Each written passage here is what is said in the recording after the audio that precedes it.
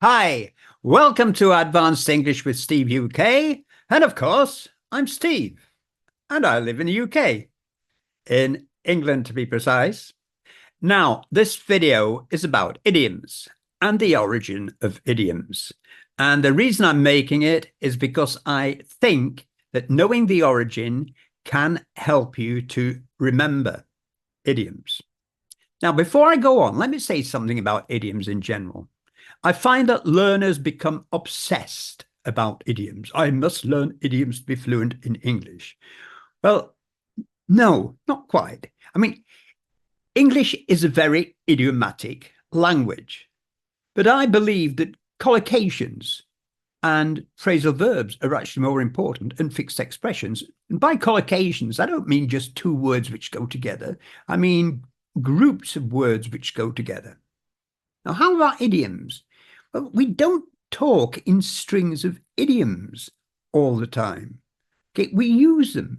We introduce them into conversation when they're appropriate and only when they're appropriate. And there are so many which you set about learning, which you're never going to use. You're not in a situation to use them. And then you'll see lists of idioms. They can be printed. They can be on YouTube. I've produced them. Probably wrongly, I shouldn't do, because I don't think it's the best way of learning.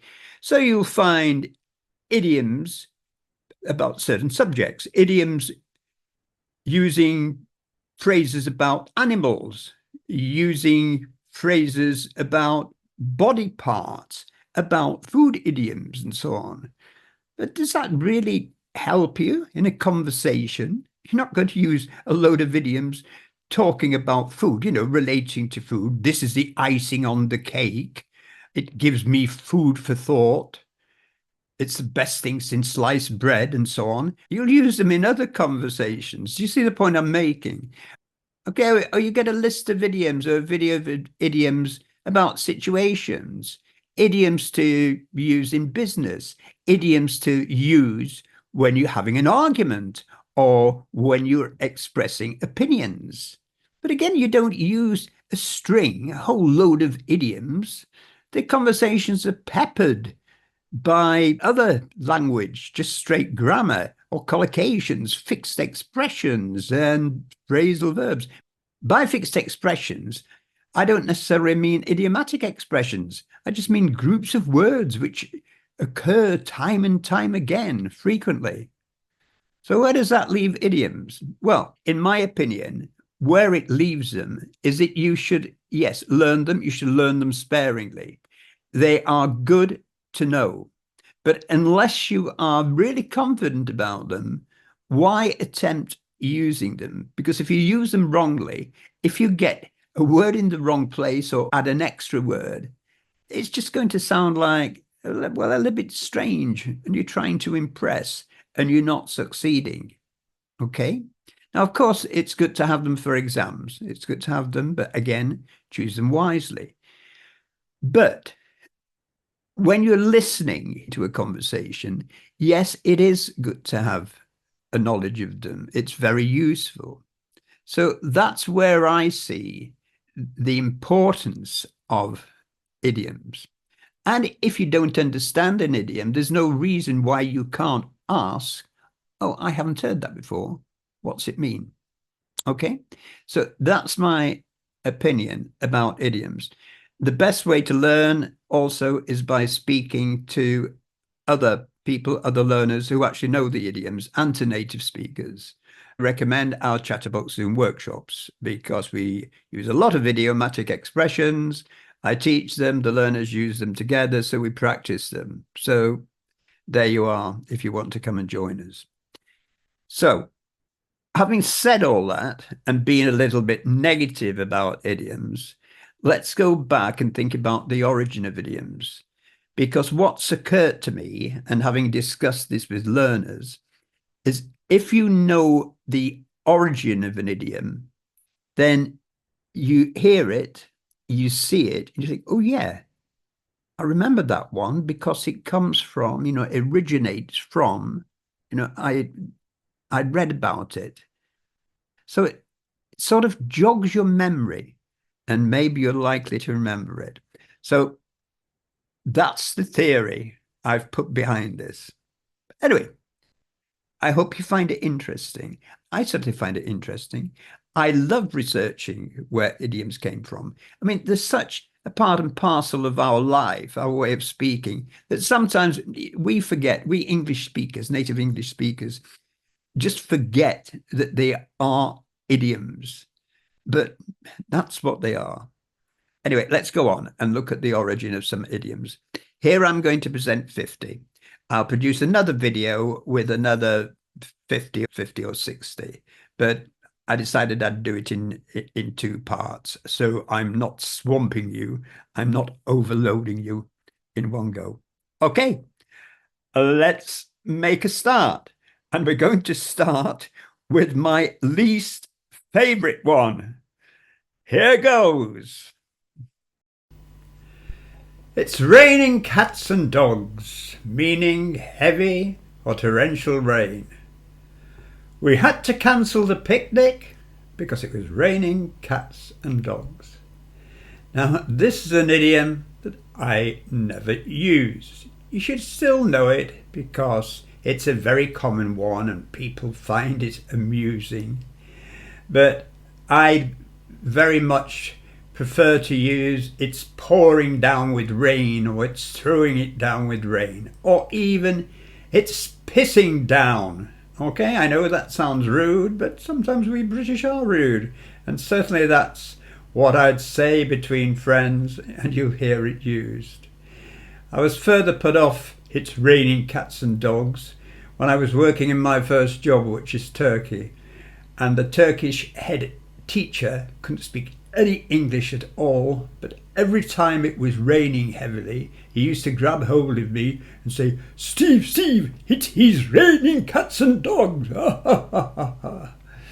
I've never used it since. Anyway, let's look at the origin. It likely originated in England in the 17th or 18th century. One theory is that it comes from the Norse mythology, where cats were associated with storms and dogs with the god Odin. Another theory suggests that in times of poor draining, heavy rain could cause dogs and animals to wash out onto the streets. Who knows? Too many cooks spoil the broth.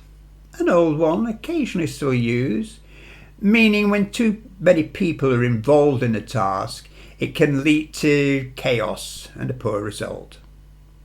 We need to assign one person to lead this project. Too many cooks spoil the broth. This idiom dates back to medieval Europe, where early records, such as the Tale of Berin from the 15th century. The phrase has evolved over time, reflecting the idea that too many contributors can complicate and worsen a task. Hold out an olive branch, meaning to offer peace or reconciliation.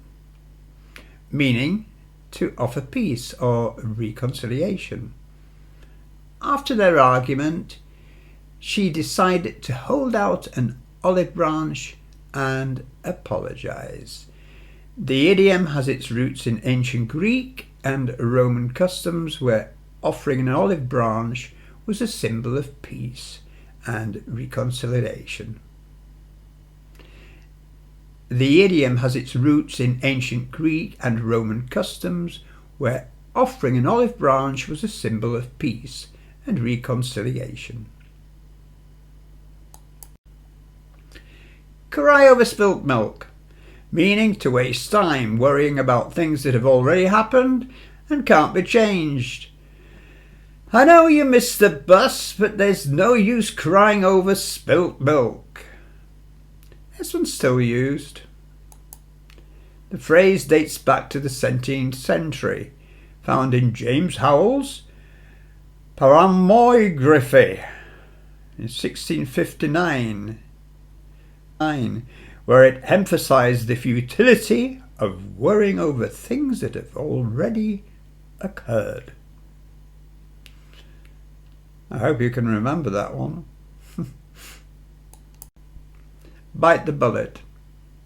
Still in use, meaning to face a painful or unpleasant situation with courage.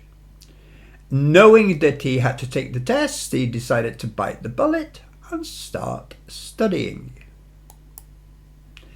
The phrase likely originated from battlefield surgery before anaesthetics were available, where soldiers were given a bullet to bite on to endure the pain of surgery. Thank goodness for anaesthetics. The last straw, meaning the final problem in a series of problems that causes someone to finally lose patience or stop accepting a situation. When he showed up again, it was the last straw for her. The phrase comes from the proverb, the straw that broke the camel's back, originating in the 19th century, which suggests that a single seemingly insignificant burden can cause a complete collapse if added to an already heavy load. So that should be an easy one to remember, and it is one that we use. A blessing in disguise. Yeah, we use this as well. Something that seems bad at first, but turns out to be good in the end. Losing that job was a blessing in disguise because it led me to a better career. It's been used in English since at least the 18th century, reflecting the idea that something negative can have hidden benefits. Break the ice. To initiate conversation in a social setting. He told a joke to break the ice at the beginning of the meeting. In business, at the start of meetings, you often have icebreakers, which are dreaded. They're rather formal, and people don't like them. Anyway, the phrase likely comes from the practice of ships breaking ice to create a passage through frozen waters, metaphorically representing overcoming initial social barriers. Beat around the bush, meaning to avoid talking about the main point. Stop beating about the bush or around the bush and tell me what happened. You can say around the bush or about the bush. The origin of this? Well, it comes back to medieval hunting practices where hunters would beat around bushes to flush out the game.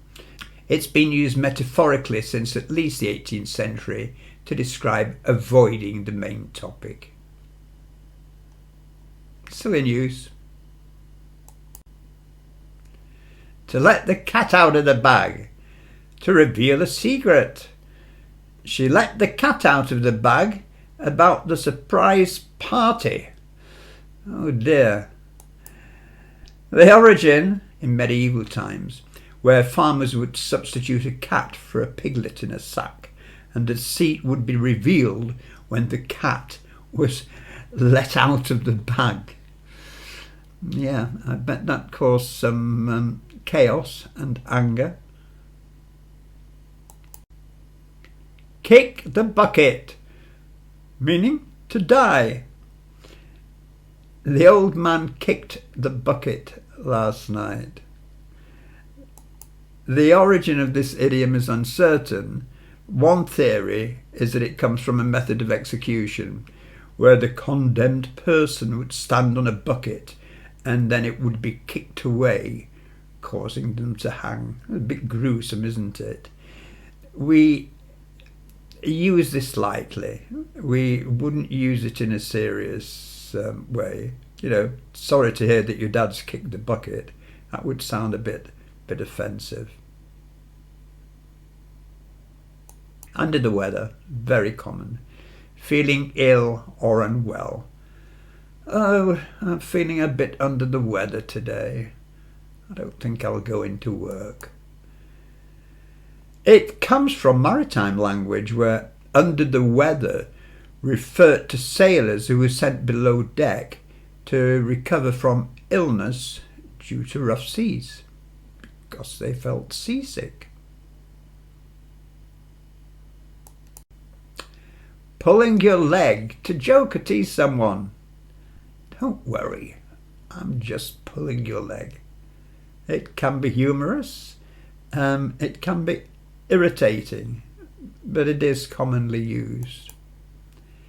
It likely originated in the early 20th century, possibly from the practice of tripping someone up as a prank, which I think would be very irritating, very annoying, kind of thing that kids do.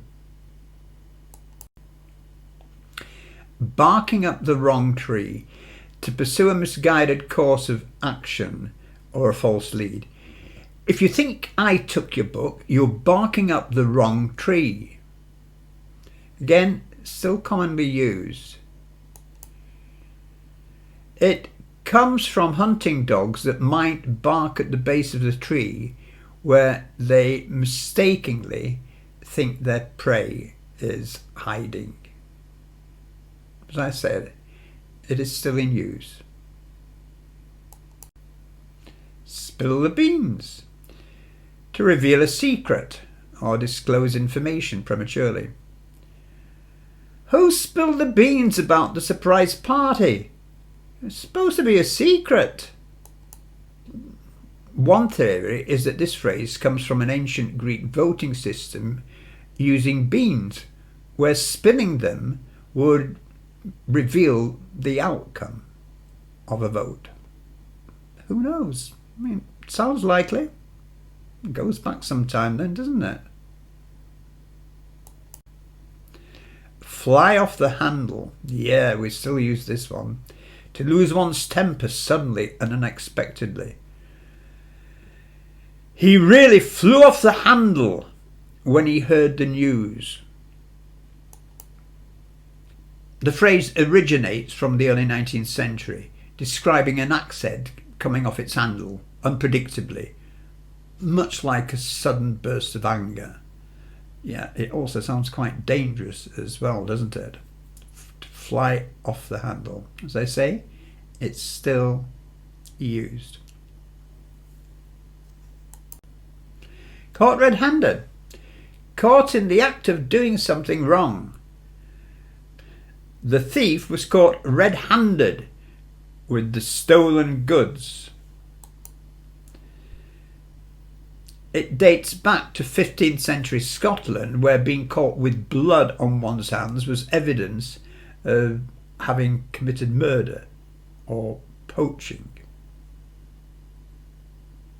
Hit the nail on the head. Yep, we still use this one to describe exactly what is causing a situation or a problem. You know, you hit the nail on the head when you said that we need better communication. This phrase comes from carpentry, where hitting a nail on the head, is an indication of precision and accuracy. Burning the midnight oil to work late into the night. She was burning the midnight oil to finish her report. And this is something which I often do. I could say it's something I'm often guilty of. I'm a night person. The idiom obviously originates from the time before electric lighting, where people use oil lamps to work or study late into the night. I think that's a fairly obvious one. On cloud nine, meaning extremely happy. She was on cloud nine after getting the promotion. The exact origin is uncertain, but one theory suggests it comes from the 1950s United States Weather Bureau, which used cloud nine to describe a cloud reaching the highest altitude, find that difficult to say. Cumulonimbus cloud reaching the highest altitude. The ball is in your court. It's up to you to make the next decision or make action. It's up to you to make the next decision or take action. I've done all I can. Now the ball is in your court. The phrase most likely comes from tennis, where the ball must be hit by the player on whose side the court it lands. An easy one, I think. Bite the dust. To fail or to be defeated. Many small businesses bite the dust in the first year. Origin comes from the 18th century British military term bite the bust, meaning to fall to the ground in death or defeat. For some reason I associate it with westerns. They bit the dust. The soldiers or the Indians bit the dust. Maybe I watched too many westerns. By the skin of your teeth. A strange one, this, isn't it? Skin of your teeth. Anyway, narrowly or barely escaping a situation. He escaped the accident by the skin of his teeth. This comes from the Bible, chapter Job, 1920, which is in the King James Version and reads, I am escaped with the skin of my teeth, meaning a narrow escape. Note the very old English. I am escaped by the skin of your teeth. Hit the sack to go to bed. I'm exhausted. It's time to hit the sack. The phrase likely originated in the early 20th century, where mattresses were often sacks studded with hay or straw. I would have thought it would go back earlier than that, rather than the early 20th century. Jump on the bandwagon. To join others in doing something that is currently popular or fashionable. After the product became popular, many companies jumped on the bandwagon to sell similar items. The idiom goes back to the 19th century and the use of bandwagons in parades, where politicians would ride to attract attention and support. I suspect that this originates in the United States rather than Britain. I can't think of us using bandwagons in that way here in the UK. A bear with a sore head, meaning someone who is irritable and bad-tempered. Stay away from him today. He's like a bear with a sore head. The origin? Well, the phrase originates from the observation of bears being particularly irritable when injured or unwell, thus likening a person's grumpiness to that of a suffering bear. If you're grumpy, you're bad-tempered. I'm never grumpy, of course. Well, sometimes.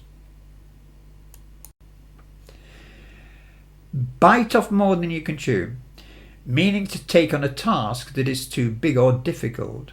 For example, he bit off more than he could chew by agreeing to complete the project in 1 week. The origin, it's believed to have originated in America in the 19th century, referring to someone taking too large a bite of food to chew comfortably. Yeah, sounds reasonable, plausible, doesn't it? I have done that in the past, especially when I was a child. Drive like a maniac.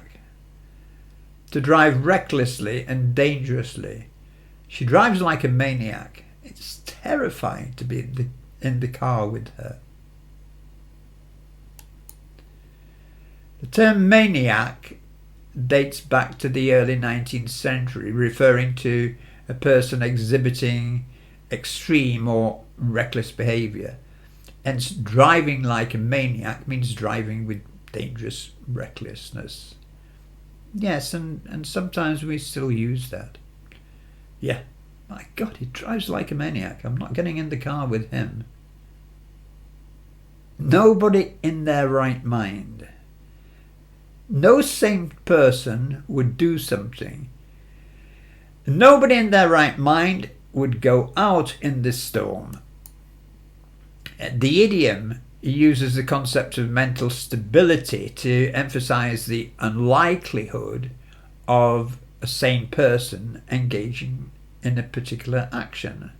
It's a phrase that's been in use since the 19th century. Yep, it's something I would use. Oh, no one in the right mind would do that. Why did he do it?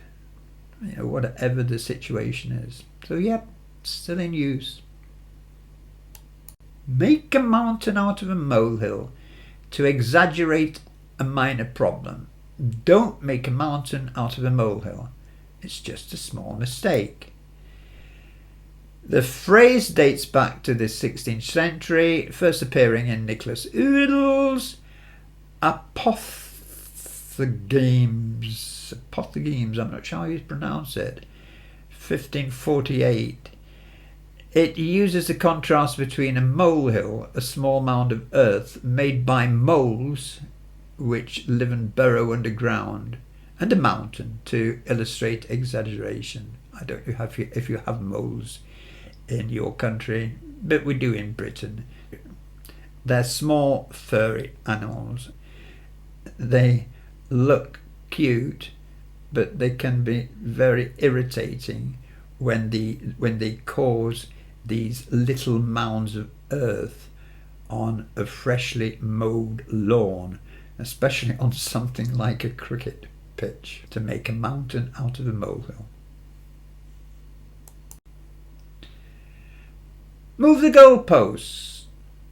To change the rules or conditions in a way that makes it more difficult to succeed. Every time we get close to a deal, they move the goalposts.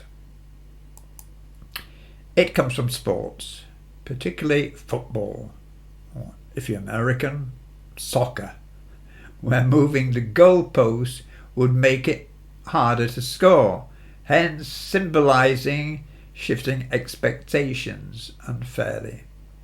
Still in use? Yeah, you still find this used quite a lot, really.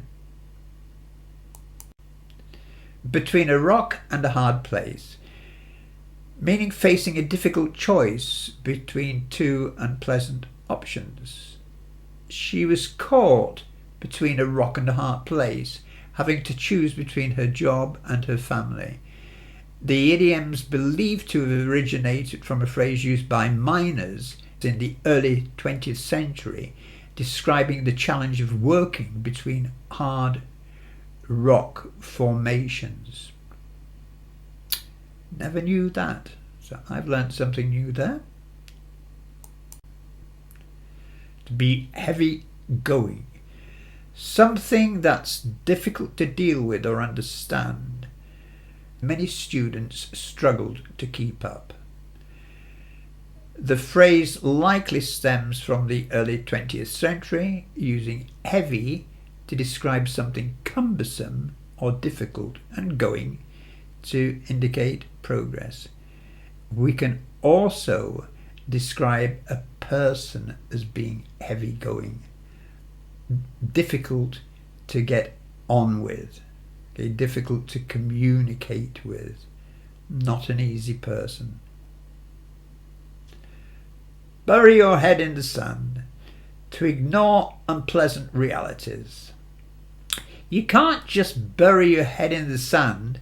We need to address these issues. The origin, as you might imagine, comes from the myth that ostriches bury their heads in the sand to avoid danger, although in reality they don't actually do this. but that's what most people think.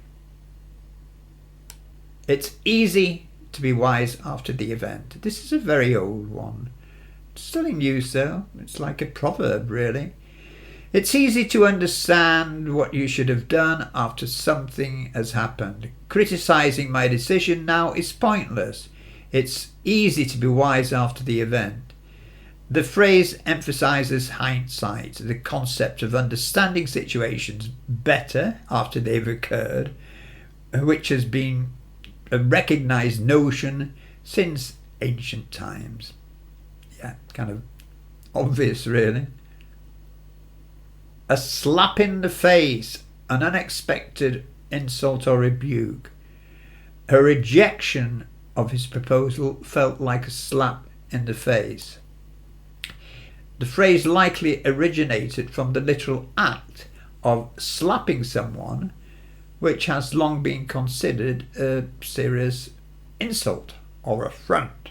Now, if you slap someone in the face, I think you'd be challenging them. We don't mean it literally these days. If you slap someone in the face, it would be considered an offence. But something that they say or do could be considered a slap in the face. Yep, still commonly used. To have a sinking feeling. To feel that something bad is going to happen. I had a sinking feeling that I'd forgotten something important. This idiom uses the metaphor of a sinking ship to describe a situation, a sudden uneasy feeling that something is wrong. It first appeared in the 20th century. You don't quite know why something bad is going to happen. You're not certain of it, but you suspect it might. I've got a sinking feeling that things are going to go wrong. Not a pleasant feeling. Hopping mad. Extremely angry. She was hopping mad when she found out that she'd been lied to.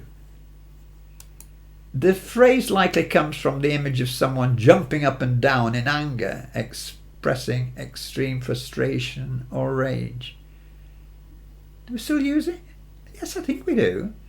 I can't remember using it recently, but it sounds very familiar to me. Certainly used to. My mum used to be hopping mad when I'd done something wrong. Yep, people still get hopping mad. They don't literally hop up and down, but they're very angry, they're very annoyed. It's a good one to remember. Bring the house down. To cause great enthusiasm or applause, especially in a performance. The comedian's performance brought the house down. The idiom originates from 19th century theatre, where a particularly good performance would cause the audience to applaud so loudly it felt like the building might collapse. It's still very much used in show business.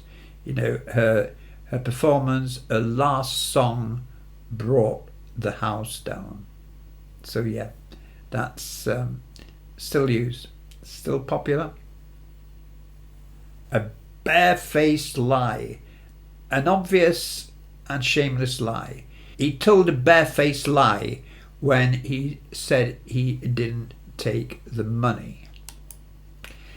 The phrase dates back to the 17th century, using barefaced to emphasize the lack of blame in telling a lie that is clearly untrue.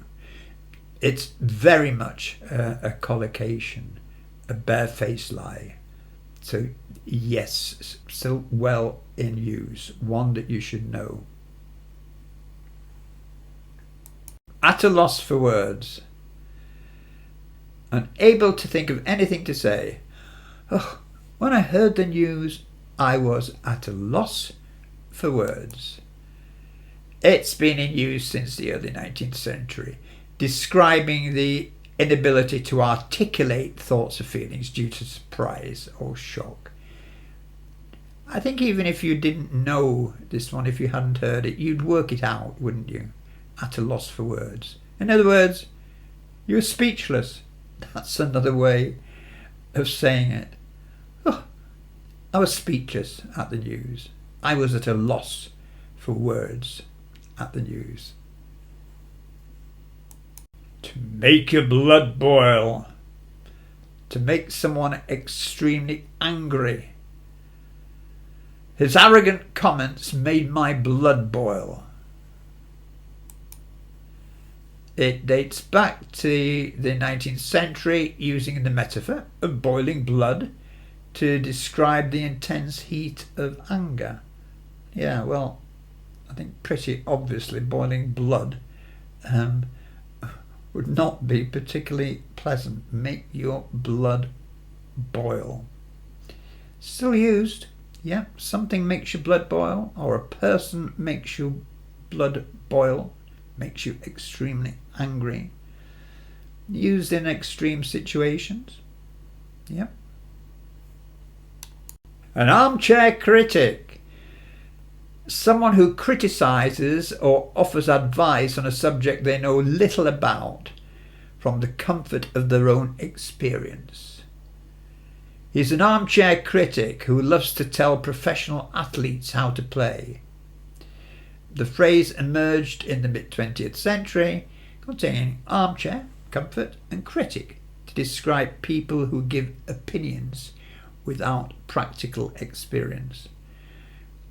I find that this is often used by people who talk about military strategy when they've never actually been involved in the military, but they sit there pontificating about what should have been done or what should be done. An armchair critic. They can be extremely irritating. After your own heart. Someone who has similar tastes or opinions to you, to your own. He is a man after my own heart. We both love classical music. Origin, it dates back to the early 17th century, reflecting the idea of someone who matches one's own desires or preferences. Better safe than sorry. An old one, still in use. It's better to be cautious than to risk something bad happening. Take an umbrella. Better safe than sorry. You know, it's looking like rain. This proverb has been used since the 19th century, emphasizing the importance of caution to avoid potential problems. Better safe than sorry, or better to be safe than sorry. Beg the question. To raise a question or point that has not been dealt with. His statement begs the question of how the funds will be allocated. The phrase comes from a mistranslation of a Latin term used in logic, petitio principii, meaning assuming the initial point, and it's been used since the 16th century. Still well in use. Begs the question of what he will do if he encounters a real difficulty. He hasn't faced many problems yet, and he's finding it difficult to cope. It begs the question of what he will do when he's faced with a real problem. So yes, that's a good one to know. A bone of contention. A subject or issue over which there is continuing disagreement. The budget has long been a bone of contention between government ministers. It comes from the 1700s, likening the subject of an argument to a bone over which dogs fight. Yep, bone of contention. Could be used over minor things. Their choice of where to go on holiday, their decision, is a bone of contention between them. Money is always a bone of contention between some couples. So still well in use, still popular. Burn the candle at both ends. To overwork yourself by doing too many things, especially staying up late and getting up early. Yeah, staying up late, burning the midnight oil. He's been burning the candle at both ends and now he's exhausted. It dates back to at least the 17th century, originally implying wastefulness. By the 20th century, it evolved to meaning overworking oneself. Cheap and cheerful. Very popular in the UK, in Britain. Inexpensive, yet pleasant or satisfactory. The hostel was cheap and cheerful. Perfect for a short stay. This British idiom emerged in the early 20th century, describing affordable products or services that are still enjoyable or adequate. We often use it, so it's a good one to know. Well, that was a good one to end on, wasn't it? Cheap and cheerful. I hope you find my videos cheap and cheerful. And also, of course, useful. Do remember to subscribe and you'll find many more videos which will help your learning at advanced and proficiency level. So hope to see you again soon. Oh, and before I forget, remember, join our Chatterbox Zoom workshops. They're very rewarding. They're great fun. You get the chance to talk to me, but not only to me, but to other learners as well, and to practice speaking using idiomatic language. If you really want to learn idioms, phrasal verbs, collocations, and so on, the workshops really are the best way of learning, because you'll actually be using and speaking English and employing all these lexical chunks. So I hope to see you there. And oh yeah, and the workshops take place 3 times a week. Great value. So hope to see you there. Until next time, I'll say bye. But yeah, bye for now. See you again soon. Take care. Stay happy.